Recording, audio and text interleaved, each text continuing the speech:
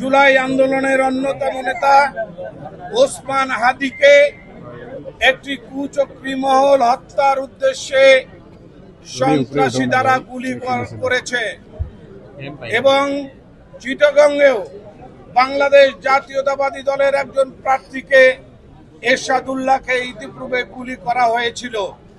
প্রিয় ভাইরা আমার, আপনারা জানেন এই অন্তর্বর্তীকালীন সরকার আসার পর থেকেই বিগত ফ্যাসিস্ট সরকারের সন্ত্রাসীরা এবং ফ্যাসিস্ট সরকারের যে প্রধান শেখ হাসিনা বাংলাদেশের মানুষের বিরুদ্ধে চক্রান্ত অব্যাহত রেখেছে।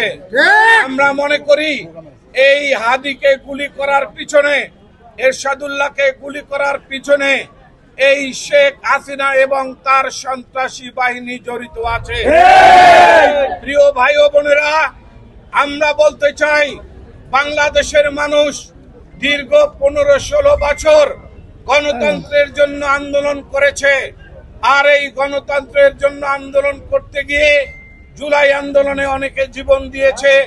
তার এই প্রেক্ষিতে আজকে বাংলাদেশে একটা অবাধ এবং সুষ্ঠু নির্বাচন হওয়ার সম্ভাবনা তৈরি হয়েছে। আমরা জানি ইতিপূর্বে শিডিউল ঘোষণা করা হয়েছে, আগামী 12 তারিখে নির্বাচন হবে। আমাদের বিশ্বাস সেই নির্বাচন অবাধ এবং সুষ্ঠু হবে।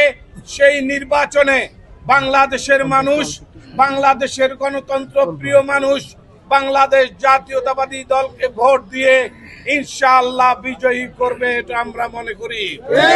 প্রিয় ভাই ও বোনেরা, আজকে বলতে চাই এই ভোটের বিরুদ্ধে যারা চক্রান্ত করছে, যারা ষড়যন্ত্র করছে, আমরা মনে করি এই অন্তর্বর্তীকালীন সরকার, তার প্রশাসন অবিলম্বে এই চক্রান্ত এবং ষড়যন্ত্রকারীদেরকে গ্রেফতার করে আইনের আওতায় নিয়ে আসবে।